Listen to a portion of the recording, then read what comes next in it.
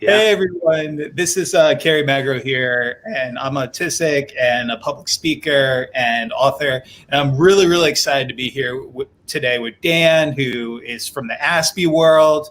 If you don't follow him on YouTube yet, you should. He is not only has like 144,000 followers on YouTube, which is incredible, but he's also a best-selling author and international public speaker. I mean, really, the list of accolades continue to go on. He supports the National Autistic Society, which is an amazing nonprofit in the UK. And Dan also has, in addition to autism, OCD, ADHD, and dyslexia. So, Dan, thanks so much for being on our Facebook Live today. Hey, man, it's my pleasure. I love this kind of stuff. So thank you so much for having me on as well. So, Dan, we got a lot of questions submitted beforehand, but one of the most common questions we got was just simply, a very novice, how did the Aspie World first come about, and why did you decide to call it the Aspie World? Do you know what? It's funny. So so I'll answer both because they're two separate questions. So the Aspie World came about, like the idea of my channel came about by accident. It was never kind of like a premeditated thought. It was just something that accidentally came around. So I initially, when I was diagnosed with Asperger's syndrome, I went on Google and tried to look for some information because basically, I don't know what it's like where you are, but when I was diagnosed, there was no information put out about it. So they basically said, well, here's your diagnosis, see you later. And I was like, oh, damn it, like I have no idea. And I knew nothing about autism. So I was like, what do I do? So I went on YouTube because I loved YouTube, just watching videos, excuse me. And then, so I went on YouTube, all the videos sucked pretty much. They were like, they were dark, dingy, bad quality, and they were completely negative. There was nobody kind of like saying like, this is awesome, you can do super cool things. So I was like, oh man, maybe I could like make a video that would highlight some fun stuff. So I put up my first video, which was terrible. It was no better than the videos I watched. It was just hilarious. And then more people kind of asked for more videos. So I was like, wow, maybe I could fuse entertainment with information, or factual information that will teach people and educate people in tips, tricks, hacks, stuff that I've used for 26 years of my life, before I was diagnosed, that could be of value to some people. And so that's how it kind of came about. And the name, the Aspie World, I needed anything to put down when I was making the YouTube account to upload this video. So I just kind of like, I'd heard the term Aspie when I was looking around for information, right? So I was like, oh, it's an Aspie World. I was like, oh, the Aspie World. So I just put anything down, which I kind of like, it isn't the greatest name ever, because like the Aspie World is a bit weird. But the cool thing about it, thank you, man, thank you. But the cool thing about it is that it allows me space to grow into other avenues. I mean, we were talking with like Netflix about doing a show, and we were talking with like different directors in America about doing different shows, and trying to make a kids show. We got a lot in the works, but we could call it the Aspie World. So it's not just me, so the Aspie World isn't just one person. It'd be different if I call my channel Dan Jones. Then I'd have to do something like Dan Jones presents a show, but now we can just call it the Aspie World. So it's me and everything else, Aspie World's a bit weird, but yeah, no, absolutely. You know what's interesting about all this? There were a few people coming in and they were saying, what is Aspie? And I get it for a lot of families who are very new to this because of the DSM-5 saying that technically, you can't diagnose somebody with Asperger's anymore. It's kind of on the umbrella diagnosis now. Right. How do you feel about, so many people talk about there being a divide, it feels like, in the community between Asperger's and people with autism. Do you see that a lot in the UK? So, yeah, I mean, because that's a really interesting question, because the DSM-5 in the end of 2013 changed that whole process of how they diagnosed. And it wasn't nothing to do with the criteria for diagnostic. It was just literally nomenclature. And so the nomenclature was there to protect, well, it changed to protect the rights and needs of the people who were trying to access help and support, who had previously been diagnosed Asperger's syndrome, when certain governing bodies only recognized the term autism on paper, right? So, and I get the change, like the change made sense. So here in the UK, they still use the term like Asperger's syndrome to describe the the functioning level, which I don't really like to use, or I would say the support needs of a person on the autism spectrum. Because when you say autism to people, they kind of just think that you're going to be like anybody else they see with autism, and they may only know if they're, friend's kid who may be nonverbal. They don't know that there's people who have a vocabulary and a large lexicon, who can, hold down a job and have a wife and kids and whatever. And so using the term Asperger's syndrome here is sometimes used as a polite way of saying high functioning, but nobody likes to use that term because it's quite it's quite an impacting word. But there is a small minority of people who kind of get offended by using the term Asperger's syndrome. And the only reason I think they get offended is because it's linked to Hans Asperger, who obviously did some kind of shady stuff with the Nazis. And I've got videos about that on my channel as well. But and so it's kind of like, I don't know. But it does open up debate, like, where do you stand? And, I'm kind of easy and I'm cool with it. Like, if people want to say Asperger's, they say Asperger's. If they want to say autism spectrum disorder, it's sort of, if they want to say condition, they say condition. Like, whatever's cool with you, man. Like, the term doesn't define who I am. My actions in the world and how I help people, that defines who I am. So I kind of just leave those things to the people who want to discuss it, really. Absolutely. I absolutely love that. And I'm glad you mentioned Hans Asperger, because there's another autism self-advocate that everyone watching this, I would definitely recommend actually giving her a follow, was actually somebody I think you may have just interviewed, Paige Lyle. Paige. I've been hanging with Paige. Paige is awesome. I mean, for people who don't know Paige, she has like 1.1 million followers, which is insane on TikTok. Yeah. And I was watching one of her TikToks, and she was talking about like all the shady stuff that Hans Asperger was doing in the 1940s and everything. And it kind of blew my mind. I really didn't even really know that, even from my like conversations with other people in the autism community. It really never came up. So Hans Asperger did loads. Him and his sister actually set up a school for people with additional needs as well, which is just like nuts. Like they did so many things. I actually have a video coming out. Oh gosh, I don't know, a couple of months from now, because I've actually have a year's worth of video scheduled. But about Hans Asperger and the kind of the stuff he was doing, but not the shady stuff, just the interesting facts about it, because the guy was quite an interesting bloke, regardless of his shady wrongdoings. He was quite an interesting guy. Yeah, absolutely. So, Dan, we had some pre-submitted questions for you, and then we also have a bunch of people commenting. And for people at home, go to my Facebook page, Carrie's Autism Journey. I tagged the Aspie World on Facebook, so you can give him a like, but also check him out on YouTube and all of his other social media channels. So, Dan, one of these questions that came in was one of the first ones I got, and it says, how old were you when you decided to reveal to your close friends that you are an Aspie? And how old were you when you decided to reveal it to the world on YouTube? Because some people have the invisible disability. I didn't actually tell people I was on the autism spectrum until I was like 19. How about you? Well, to me, it was kind of like I literally, so I've been struggling my whole life, like with different things, in and out of different clinics, and my parents were trying to find out, how can you do better at school? How can we help? And where I lived in Wales was kind of quite rural and it was far away. This is why it took me up until I was 26 years old to actually have a formal diagnosis, right? Because those paths weren't there.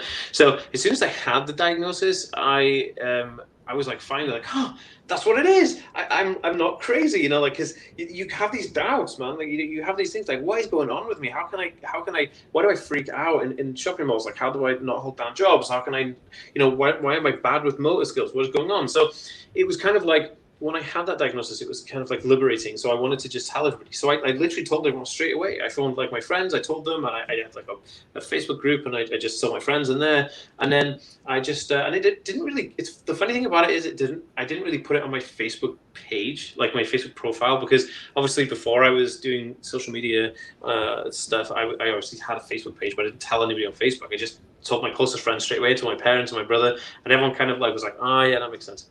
So that was kind of it. It wasn't like it wasn't kind of like something that I wanted to hide or I was embarrassed about. I was just like, this is me, man. This is exactly who I am, and so that's it. And I wanted to share that with everybody. Nice. So the other question was a little bit more broad, and I was kind of like, I didn't know if you may have mentioned this on your YouTube page at all, But another parent came in and wrote about if you had any specific food challenges as a kid, and do you still have any challenges with that today? Yeah, so yeah, definitely 100%. So when I was a kid, I went through a phase where every single like food combination really freaked me out, apart from one, which is like roasted vegetables and potatoes and like roast chicken and stuff. So I like that kind of like a Sunday roasted like vegetables and chicken, kind of like a Christmas dinner. Like that to me was like the only thing that I could bear the texture and taste of. So literally my mum like prep mealed a load of these foods, and then we like froze them and chilled some, and then we had this rotation, so I'd have the same thing to eat every single day. And that I was happy with that. And then I did move on from that, and I introduced more textures into my diet and stuff. And then but I do have some crazy food aversions. I can't be near vinegar, garlic, or onions, and if they're raw. So onions and garlic, if they're raw, I can't be around them. I start freaking out. It makes me really upset. If that. When I was doing my degree, is it the smell, or is it like? It's yeah. The smell is so intense. It almost feels kind of like it's quite painful. I have the same experience with certain words as well. When I hear certain words, which obviously I'm not going to repeat, it kind of I feel quite.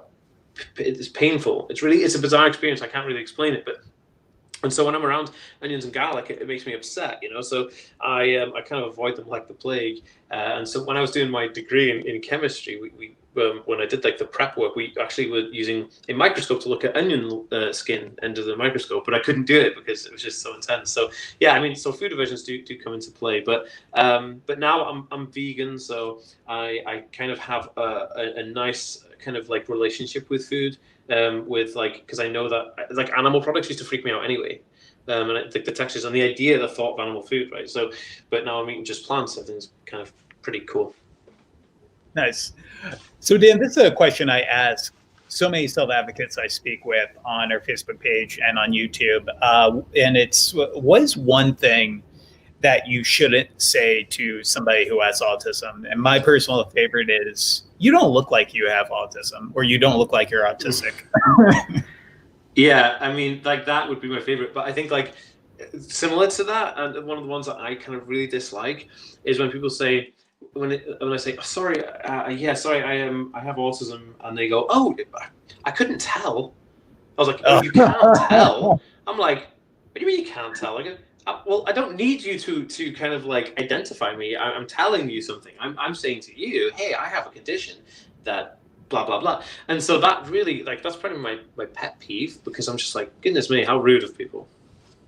Yeah, no, absolutely. I think also that without that personal connection, sometimes I feel like people don't necessarily mean like negative towards that, but it just it comes out, and it's a buzzkill for me, at least. Yeah, so yeah, 100%.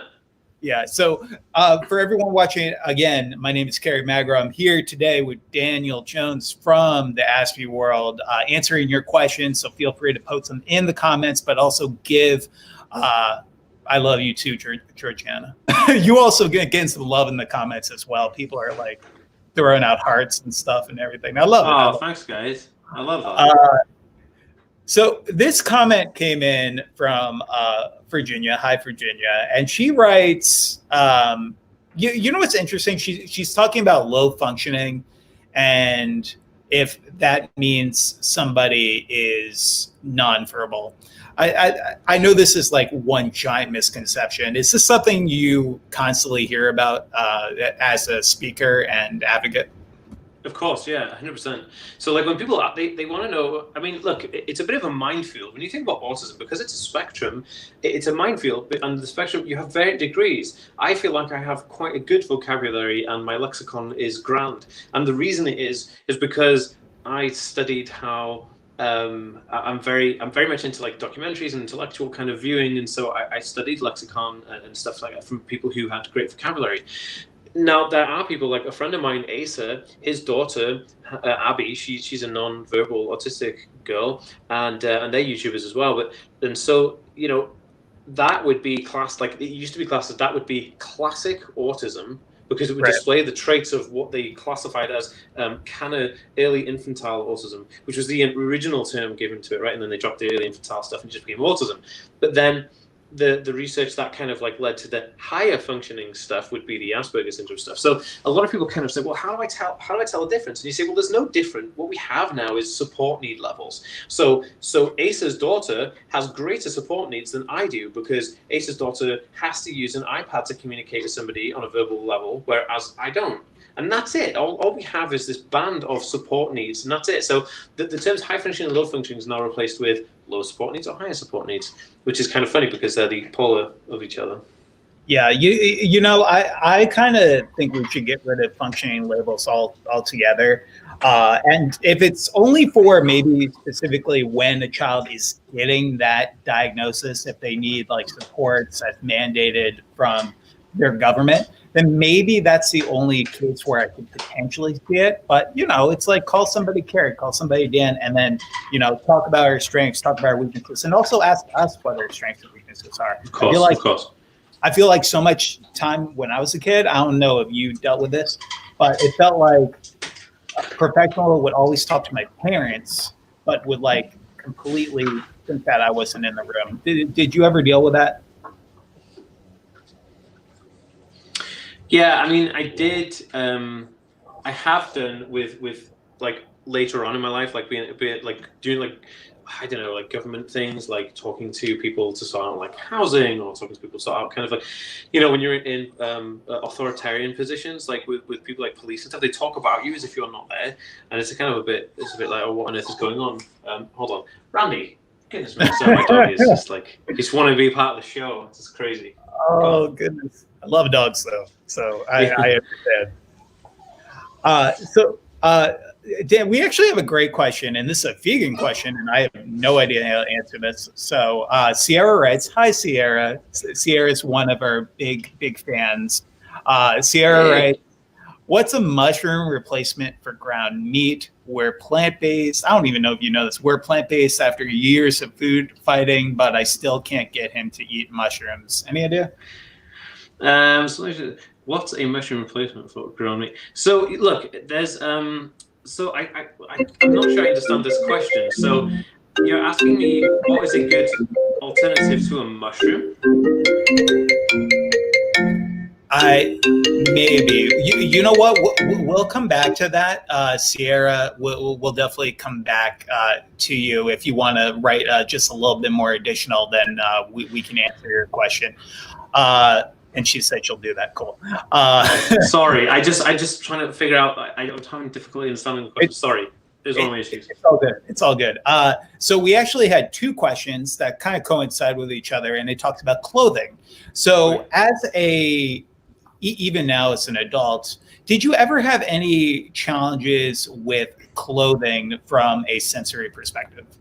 Yeah. So when I was a kid, I couldn't wear jeans. So back in the late 80s, early 90s, jeans, denim material was quite harsh. It was very it was horrible. It was very it was just a hard material. It wasn't soft. Like, you know, you can get like stretch skinny jeans now, and like they're just awesome. They feel like cotton, but they're actual denim, but they're stretch denim. But so I didn't wear jeans for years and years and years. I could only wear like track pants or jogging trousers, and that was like a huge issue for me. And it was almost like when I wore jeans, it felt like I was walking through town completely naked. That's what it was a feeling. It was a horrible, like, embarrassed feeling. It was weird. Like the feeling of them just made me feel super uncomfortable. And then, but now, later on in life, I had a better relationship with jeans and denim because they made stretch skinnies, and that's kind of cool. And I love stretch skinny jeans. In terms of versions now, one of the most interesting things I feel is clothing from a sensory point of view, but not touch sensitivity. It's more visual stimulation. So I have to wear just plain clothes. As you can see, there's no logos on my shirt or anything, and I never wear logos on my shirts because when I had busy kind of like patterns and stuff on my shirt, it kind of really like played with my vision, and it got me kind of distracted and a bit hyperactive. So I had to kind of steer away from kind of actually having like graphics and motifs on my shirts. Got it. Got it. And for everyone watching at home, you might see me looking away for a second. It's literally me looking at your great comments that you're posting along with sharing this Facebook Live so we can get it out to as many people as possible. But that's great. No, I honestly, like right now I'm wearing Under Armour because it simply is my favorite brand because there's never any tags. It's like even today, tags would give me like just even like a look. Like I've always had like there's always like two types of sensory. I feel like it's either people who have like extreme hypersensitivity or those who have like no sensitivity at all. And I've always been on the higher end. Yeah, so you can be over sensitive to stimuli or under sensitive to stimuli, and I did some stuff with my occupational therapist when I was doing occupational therapy for sensory processing disorder, and we came across this issue, and it was quite interesting. I was like, whoa, there's people who are under sensitive to stuff. Like there's me, freaking out from certain like touching like Velcro and stuff. And there's people who just don't even know they're undersensitive, so they don't even know if they're putting a hand on something that's hot or if they're outside and it's cold and they could catch a death. It's crazy. And I found that actually super fascinating. But you're absolutely right. There is two there. But yeah, it's funny because I did. There's a part of my I have a membership site which is levelupautism.net, where I have subscription-based memberships in it. It's like a premium service. So we do like courses every month. There's like a little course in it, and we do live coaching. And one of them is like a sensory diet, where we go through the sensory diet and talk about how to implement it. And that's really cool. It's one of the things I talk about. I find that so funny when like I'm talking to my members. I'm like, oh yeah, you could be, because people say, hey, I'm not oversensitive to anything. Is there something wrong with me? I'm like, no, you can be completely opposite. You know what I mean? It's so funny. Yeah, no, absolutely. And I love that you're doing the supporter program because that is so needed. I feel like I'm constantly like the number one question I receive from parents is, where do I go for support? And what you're doing is a great outlet for so many, but it's also educating, which I absolutely love. Right. Kerry, one of the funny things about it is that it came from the fact that my inbox gets trashed every couple of hours by people just needing help, and you want to ask questions. I was like, how can I designate my time to these people and give them a premium kind of coaching service? So how can we have like video conferences and video chats, and how can I talk to these people directly? And so then we came up with a membership website, which is like it's like $27 a month or whatever, and then what they do is they get access to 2 monthly coaching calls with me in like a group kind of coaching call, and ask me any questions. We're on there for as long as we need to be, and then we have like drip fed courses. There's like video based courses every month in there, and there's kind of also like download kind of stuff. But this is the beauty of it. There's a Facebook group that comes with it, and there's also a forum in there, and anyone can ask me questions on the Facebook group or the forum anytime, any day. And I will be able to see those directly on my iPhone, and I can go and talk to them directly, because I know that they need that help, because I've managed to say, okay, anybody who really needs some help, come over here. This is a service for you guys. And I think that was amazing, because to me, it's my favorite part of what I do, is having a membership community. I think it's like I just love it. I absolutely love it. That's awesome. So we did get a response from Sierra on the vegan question, which is good. So Sierra says, so like tacos, normally I use mushrooms and chop them. So find that the texture and taste is like your typical ground beef. Steaks, I use portobello mushrooms, but I can't eat them. My son will make himself sick. Do you have another replacement instead of mushrooms and tofu? Yeah, I do. So there's a product called Quorn. I don't know if you're familiar with this. Now, Quorn is so I had some today. I had a KFC vegan burger. So KFC over here do vegan burgers, which is made from corn, which is like it's like a fungi that grows under the ground, but it's stringy, like it's like flesh texture. But they process it in a way where it's so much more, it's like meat, you wouldn't tell the difference, and you can buy that like in little cubes, like ground beef, or you can buy it in like diced chicken. So I think any like food market will have Quorn, but if you can't find it there, it'll definitely be in like health food stores like Trader Joe's or whatever. Nice. All right, Sierra, I hope that answered your question, and thank you for writing a little blurb on that. So we did also have a question that just popped in. from Stephanie, who's also a big fan of both of ours. So Stephanie Hey, writes, Stephanie. my Aspie 17-year-old son will be going to college in 2 years. This terrifies me. Socially, he doesn't have any friends. I'm afraid of him being taken advantage of. Any tips for someone starting out with college planning? Yeah. Wow. I mean, it's a loaded question. I actually, Yes. I literally just filmed a series on school and autism, right? Because there's such a lot to cover.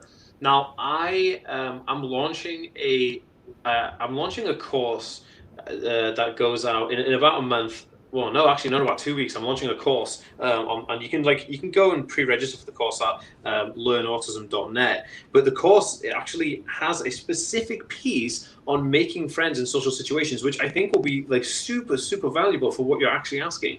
Now, this is the best thing I can say to you.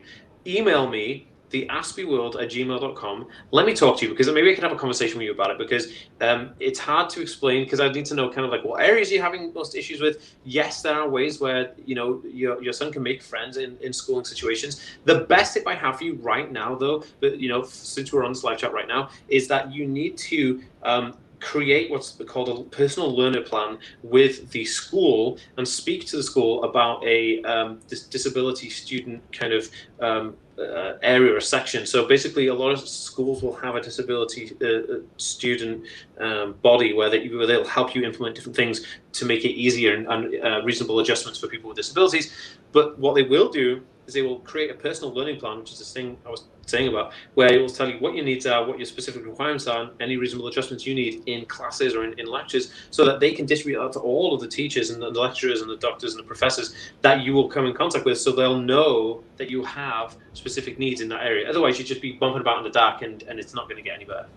Yeah, absolutely. And it's so broad, especially the education system, Stephanie, in college, where some of them might have autism support programs, some might have disability support services. Your child may not disclose their diagnosis. So I randomly have this behind me. So I did this book with Stephen Shore, and Temple Grandin wrote the foreword for it. It's called College for Students with Disabilities, We Do Belong. It's available via Jessica Kingsley Publishers. It's 17 individuals, such as myself, who have successfully navigated a post-secondary education and have gone on to careers today. So definitely give that a look. It's Jessica Kingsley Publishers, which is a very well-known autism-related publisher in the UK. That is sick. I want to read this book. I didn't know you had a book out, dude. Dude, send me this when we finish this call. Send me the link to that book. I'm gonna get it. I want to read it. Yeah, no, absolutely. Thanks, Ben. I appreciate that. Yeah, I've written 3 books, and then that one I contributed. Stephen did all the editing. Stephen is a great name to know for everyone watching at home in the autism community. An international public speaker, and does a lot of great work. For people at home, I saw a few comments coming in. That is Dan's email. If you have any questions, we don't get to something in today's interview. I'm sure Dan would be okay with. I talk to every single person, no matter if it's a DM, a tweet, an email, a comment. I speak to every single person, so please reach out. Absolutely. So we had a question come in about scripting. Georgina writes, question about scripting. Does it fade with age, or do you need to have ABA ear infection? Curious of your opinion. So that's actually interesting, because I've never scripted, and I've also never had ABA therapy. So I'm kind of very novice, just from my experiences. Learning from other self-advocates is really all I can provide. But Dan, do you have any experience with that? I mean, I still do. And scripting to me is when I'm with people who I don't know, or when I'm going to a place of like a new place where I'm going to meet people I don't really know, or meeting people for the first time. So I do use it as a coping mechanism still. It does get better, because what you'll find as you get older is that you can always use a script more than once, and so because you'll kind of know, oh yeah, I can use the same kind of script with this person or that person or this situation, and so it doesn't kind of It doesn't go away, and I wouldn't say that you need therapy for it, especially ABA. ABA has some shady parts as well, and a lot of people, it's kind of like ABA used to be super totalitarian, kind of like weird stuff, and now it's kind of like some of it's kind of really interesting and does help people, but a lot of it is kind of a bit. So I mean, ABA, you have to find the parts in ABA that work and that are not challenging human rights and use those, because a lot of it, I would say, would challenge human rights. Yeah, that's something I hear from a large portion of the autism community. I hear from self-advocates who talk about getting PTSD years later after having ABA. I mean, Kate talked a lot about it. So you definitely have to do your homework, because there's no one size fits all. No, not at all. And the other thing I'll say about ABA is that, like, it used to be really kind of hard hitting, but of course in its early days, they didn't know what they were doing. They were just trying to help people, but they thought that, like, I don't know, negative impact would help. But you can train dogs that way, maybe, but not humans. It doesn't work like that. But there are really good things that come out of ABA. Like I was saying about my friend Asa, he's managed to help his daughter, go to the bathroom on her own sometimes, and using ABA therapy. So that works, But not all ABA therapy is the same. So research is definitely the way forward if you're going to use it. Absolutely. So this is a question I just had because I've been super curious about learning more about how I could support the National Autistic Society, because I watched a video from them. Then this is how I first learned about them, about the sensory needs of a child with autism when they were in the mall. And it was my child's not trying to be naughty, they're autistic. I don't know if you've seen that video, but that was the first time I heard about them. Can you tell us a little bit about why you support the National Autistic Society and what they kind of do in the autism realm today? Yeah, sure. So it's funny you should say that, because I'm interviewing Tom, one of the PR representatives of the National Autistic Society. I'm interviewing on my podcast next Monday, and I'm asking him these questions as well, which is quite fun. But in terms of having, excuse me, in terms of having the National Autistic Society, what do they do? They are a non-profit charity organization that was set up to help support individuals on the autism spectrum. Now, this could be implementing policy in government proceedings. It could be implementing policy in workplace, on a small scale, national level. It could be on a local scale. It could be anything. So one of the big things to do is they've introduced this thing called Autism Hour, and so they kind of campaign for it to have shops and stores create an autism-friendly hour, so people on the spectrum can go to the shop and enjoy their grocery shopping without this kind of overstimulating stuff, right? And in terms of how the National Autistic Society work it is, they do a load of like I don't know what you want to call it, like professional advocacy. Like, for instance, Julian Assange was just diagnosed with Asperger's syndrome, and he was facing extradition to the United States. But then the National Autistic Society got involved and said, "Hey, look, this guy isn't of sound state in mind because he has mental health issues on top of a neurodevelopmental condition of autism. And because we're a National Autistic Society, we're going to campaign to make sure he doesn't get extradited, because this could really damage his mental health, regardless of where he ends up, if it's in jail or in a home, And so, they helped kind of win that case. And the same they did with, the guy's name was like Gary McGinnis.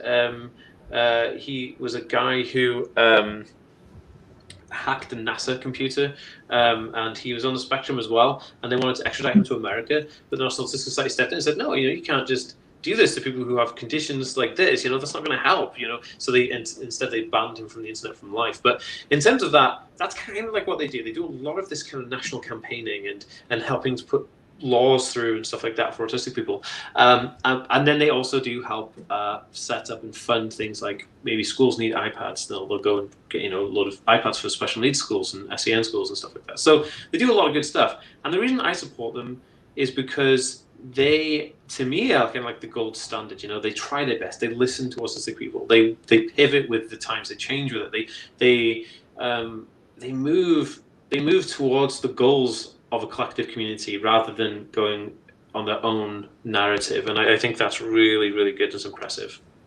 Yeah, absolutely. And I feel like there's so much divide in the autism community as well. I know this simply because I used to work at Autism Speaks, and I know that there are so many self-advocates who for years were constantly telling them not to focus so much on research and focus on supports today.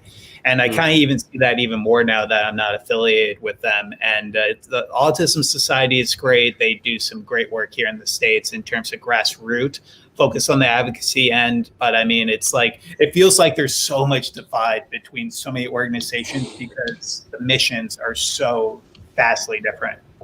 Yeah, 100%. I hear this all the time as well about the Autism Speaks thing. And, you know, there's people always have this, like, Autism Speaks gets a bad rep in a lot of parts of the community. And I'm not even sure why, to be honest with you. I mean, I couldn't tell you why. I don't know much about them. And one thing I did do on my Instagram account the other day is I put a question up. I said, okay, look, so many people have got issues with Autism Speaks. What would you like to see changed? Like, if you have these issues with people, then why don't you put forward recommendations? So what I'm going to do is collect all the issues that people have with them, and maybe we can just present those issues to Autism Speaks and says, hey, look, the community has these issues with your company. Why don't you pivot on these issues or speak to them directly? And maybe they're not issues. Maybe they're reading it wrong. You know, and I think that's a better way to approach something rather than head on, because a lot of the autism kind of advocate sucks. Let's bring down this huge kind of. It's never going to happen. You're just hitting each other head on. You're going to work with them and discuss things. If you want something changed, have open dialogue. It's the only way to get anything done. Yeah, absolutely, 100%. Stephanie just wrote in as, we're both a wealth of information. Thank you, Stephanie. Dan, more than me. And you should do these regularly. No. No, but yeah. I'd love to come on again, dude. This is fun.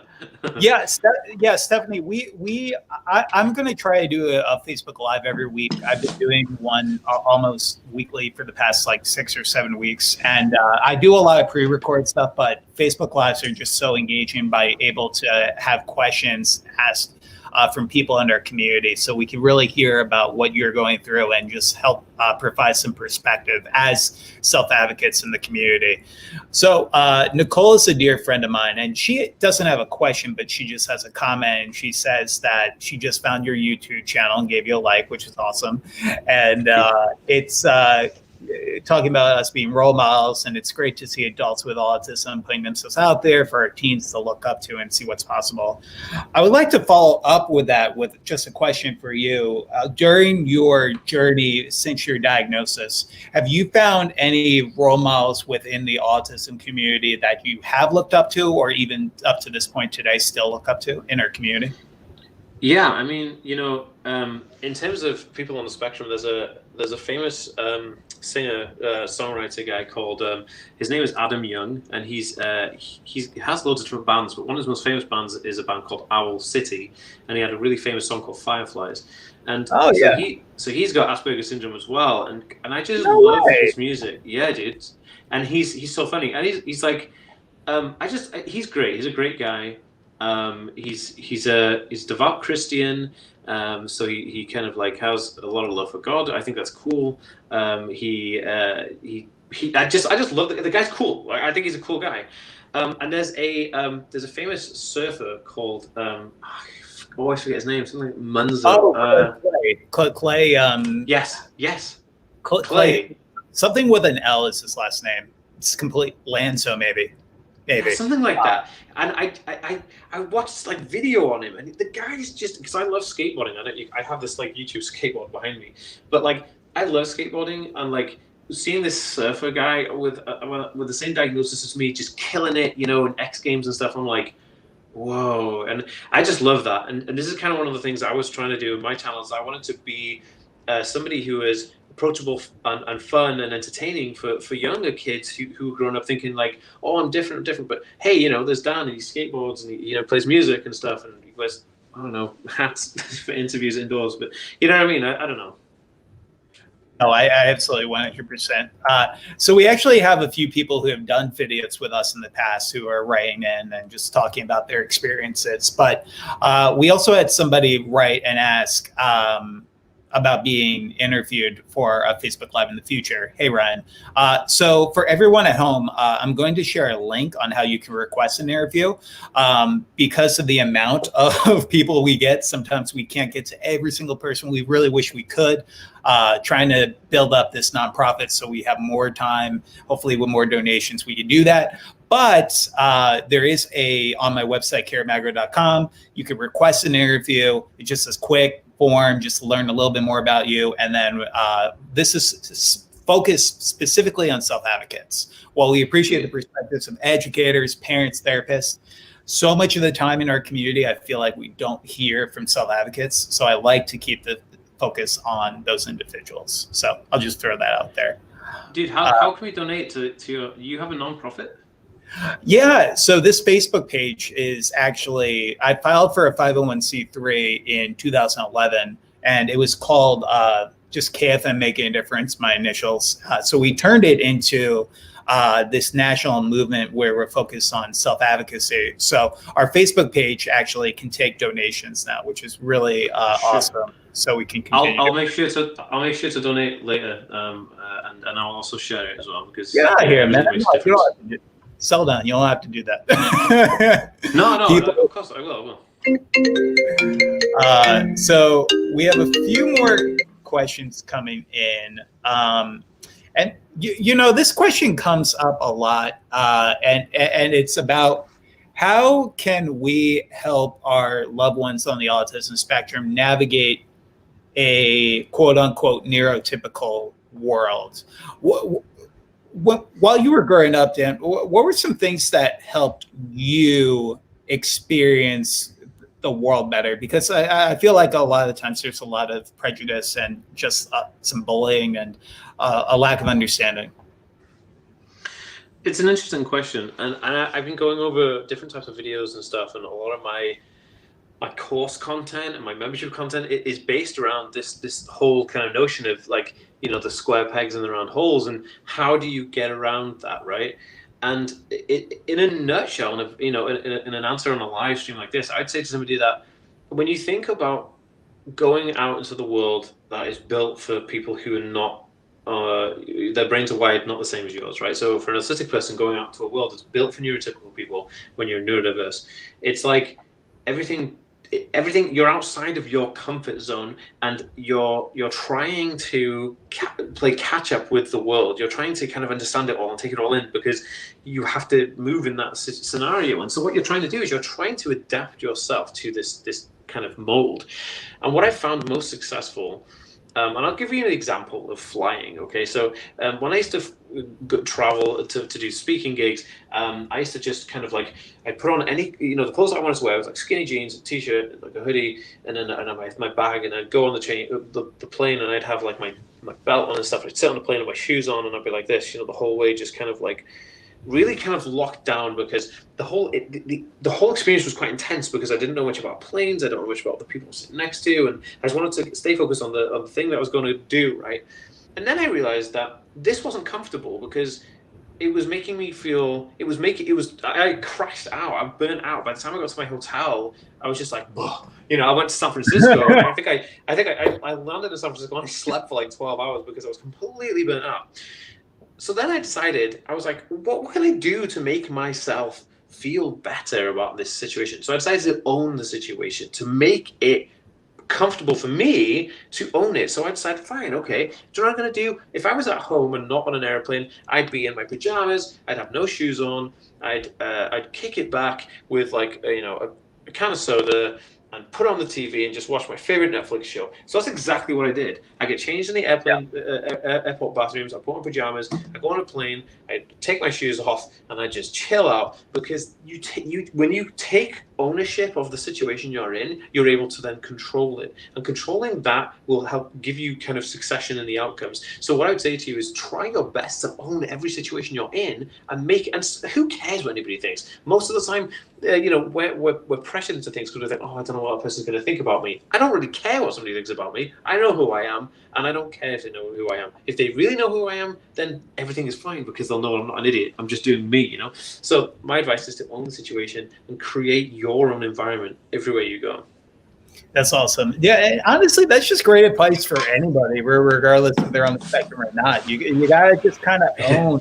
I mean, especially in times like this, you gotta own what you can and really just try to put your best foot forward, which transitions to a great question. Well, a comment from Alicia. My heart goes out to you, Alicia. Alicia is having some struggles right now with her child during COVID-19. You know, this pandemic, for everyone watching at home, obviously, you know, it's been hard, but especially for those with autism and especially with routine changes have been very, very challenging for so many I know in our community. So she writes, if you were a child during this time during this trying time of constant changes with the pandemic, what would you want your parents to know ways that can help you? My son is 7 and has autism. He stopped talking on his birthday, and it's been a huge struggle trying to help him. I know this year has been incredibly hard on him. Have any thoughts on that? Yeah, I mean, it's years hard on everybody, right? And especially people who are already vulnerable to situations anyway. You know, when people do things like stop eating or stop talking, it's because they're trying to control something, because everything around them feels completely chaotic and out of control. So how do you control an uncontrollable environment? Well, you are your own person and you can control things. You may stop brushing your teeth. You may stop cutting your hair. You may stop, trimming your beard. You may stop eating. You may stop talking. So the reason that your child is doing this is because they're trying to control something. They feel like they've lost control in an area of their life. Now, you can trace the trigger back to the moment before they started to do this thing, where in your case is stop talking, and then think about, well, was there any major change around that time? Now, if you know that major change that happened at that time, then there's no need to ask them what the issues are. You would be able to find out then, oh, well, maybe somebody caught COVID in our family and it shocked them, to their core. And then that's why they've stopped talking. Oh, I'm just using it as an example. I'm not saying this actually happened. And then you'd be able to kind of talk to them about it. Say, hey, look, this may be this, blah, blah, blah. So what I would suggest is that you want to introduce something else that they can control. Like, how can I explain? For instance, very simple. Say you go on car journeys and mom and dad always have control of the radio, right? So they control what music gets played in the car and listen to what. Why not give your kid the control of the car so that they have something that is theirs that they can control? This is diverting the fear they've got of whatever happened from stopping them talking to, hey, maybe they can control this, or give them a task in the house that's just their task, because this again is diverting the issue so that it's something healthier to control rather than something unhealthy, because not talking is obviously unhealthy. I hope that kind of makes sense. I don't know if it's really difficult to explain this. Sorry. No, I mean it's so hard because it's also I say this over and over and over again. It's a spectrum, and I mean something that we're going to struggle with collectively, you and me. Might be vastly different compared to the next person you meet. I have seen regression across the board because of not only the schedules being changed, but also going through this whole process of teletherapy right now and not being able to do interactions with therapists either. I mean, that's been a hardcore struggle for so many families. Yeah. So I have another question, and this is something I ask for the speakers who we interview who are on the autism spectrum. What was one of your favorite events that you've ever had the opportunity to speak at? And what made that memory special to you? Well, I have two, and because they're in different countries, I have two, and they kind of on par. The first one I'll talk about was I was speaking at the National Autistic Society sponsored event called the Autism Show in the United Kingdom, and I was in. I talk at these every year now, and I was in Birmingham NEC, which is quite a big conference centre, and I turned up to this. I see all these numbers, 100,000 subscriber plaque here behind me and stuff like that. And I see all these numbers on my YouTube channel, on my social media, but then you never really think that they're real people. You just see these numbers on this thing, and so it's quite interesting. Anyway, so I go to this event and I think I wonder if anyone's going to turn out for this talk that I'm doing. It should be quite fun. So I get on stage and there's a lot of people coming closer and closer around. I'm like, wow, this is a lot of people. Well, maybe they're just in the event and they just want to listen to the next guy who's speaking. So whatever. So I go on stage and I do my talk and I'm like, hey, blah, blah, blah. Anyway, my keynote finishes and I say, if anybody wants to like say hi or just like give a high five or anything, I'll be over by the National Autistic Society booth after this talk. And I was like, cool. I'll give a couple high fives out if anybody's there, and then I'll go home. So I get my stuff off stage, and I like kind of walk towards the booth, and I like turn around. There's like this huge like sea of people moving, and I'm like, whoa, what's going on? There must be something happening. Like all these people are moving through this conference center. There's something happening. So I get to the National Autistic Society booth, put my bag down, and all of a sudden this line forms of like hundreds of people all the way through the conference center, and they're there to see me, and they want to talk to me and take a selfie with me and shake my hand. And I was like, holy smokes. And it took me like an hour or two to get through all of these people, and it disrupted the entire event. It was like this huge, I was like, wow. And that was like really hard hitting for me. I was like, whoa, I've actually touched all these people's lives. And that was like, wow to me, I love that. And then the second thing was I, along with Katie Morton, who's another YouTuber, she's like a therapist YouTuber, Jess from How to ADHD, another good friend of mine, she runs an ADHD channel on YouTube, and a guy called Jarvis Johnson, who's a comedian YouTuber. He's such a cool guy.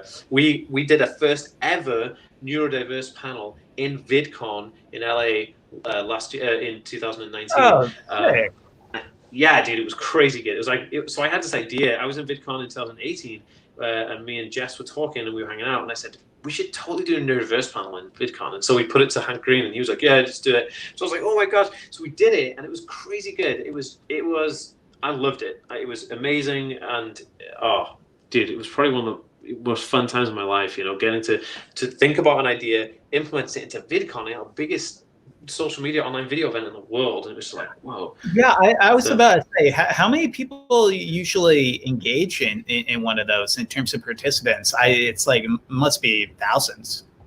Well, the footfall over the space of 3 days is like 60 to 70,000 people. Yeah.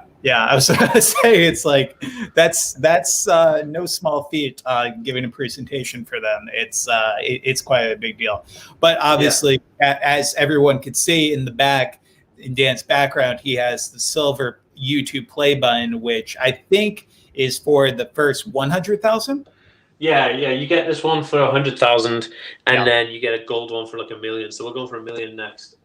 Nice. Yeah, that was kind of cool. That was cool. It was cool. I didn't ever think I'd get that, but now I got it. I'm like, let's do 1 million. Why not? Yeah, no, absolutely. So everyone, again, follow Daniel at the Aspie World if you have, because I mean, a lot of you are posting with specific topics, and I know just from getting the opportunity to check Dan's page, I mean, has a lot of different topics, has interviews with guests as well, also has a podcast. So definitely check out all the great stuff that he's doing. Ryan writes, this is a good question. Ryan says, have you ever felt like an outsider in school because of your autism? I have. Yeah. Any specific like school related challenges with autism or being autistic? I hate when I say with autism, by the way, everyone. It's like, Yeah, I know. I say it all the time. It just comes out because it's just the nature of human conversation. It's going to happen, with autism or somebody who has autism, all this kind of stuff. Just whatever. I know what you mean, dude. It's cool. So I did feel like an outsider. I had very little friends in primary school, which is like preschool for you guys, and I had only a small group of friends in secondary school or high school. So I felt like an outsider because I felt very young compared to everybody else that was around me. I don't know if that was an experience that you kind of felt as well, but like all of the kids, you kind of seemed to know something that I didn't, It was like everybody else was in a club, like they do all these things and talk about these things that I didn't know about. I'm going home and researching like VR and computers and robotics and stuff, and that was my thing. And all these kids are talking about like football and like girls, and I'm just like, what the heck, So it was crazy. It was a crazy time. And I did feel like an outsider. But how I flipped this is I decided that, and this is a cool hack. Like I decided that those people must not be for me or they must not be in my circle. So then I decided, how do I find a circle? Well, there's two options. I can create a circle or I can go and find a circle. And how I found a circle, and this has really happened, I was into, I love like D&D and stuff like that, and Dungeons and Dragons, sells guitar, and I play a lot of like those kind of like board game stuff because I'm like a super nerd. And like I went to a Warhammer painting club in school, and so I joined that club, and then I met other people who were into the same stuff, and then I met people who were into music, and then those people became my friends. So that's how I was able to create my own circle, by just going to places where I knew people had the same interests as I did, and then yeah, the rest is history. But yeah, I definitely feel I feel like an outsider everywhere I go that's new. I feel like a complete outsider. So everyone, thank you again for all of your great comments, questions today. Again, my name is Kerry Magro, talking with the Aspie World, Daniel Jones, who has 144,000 YouTube followers, which is insanely cool. Daniel, is there anything else you would like for people at home to know about you and your story? Yeah, you know, I wasn't always this confident. Practice makes progress, and that I love doing what I'm doing, because helping people become better in their lives at knowing how awesome they are gives me so much joy. So if you want to reach out to me, like I said, just email me or follow me on my YouTube channel or whatever you want. Any social media platform, I have one, and I even have my own personal membership website. So if you really want to have like a more intimate kind of like coaching with me, then just reach out an email. I can hook you up. So yeah, I think that's the best way to find me. But Facebook, Instagram, and YouTube, they're the best ways. Awesome. Well, again, thank you all so much. My name is Kerry Magro. This is Kerry's Autism Journey. We are going to continue. I saw some great comments about just wanting to continue this in the future, and we definitely want to highlight more self-advocates in our community. So if you know anyone, you could recommend anyone, definitely feel free to message me. We're all about celebrating neurodiversity here. And again, thank you to my guest, Daniel Jones. And I hope everyone has a great rest of the day and week. Talk soon. Bye.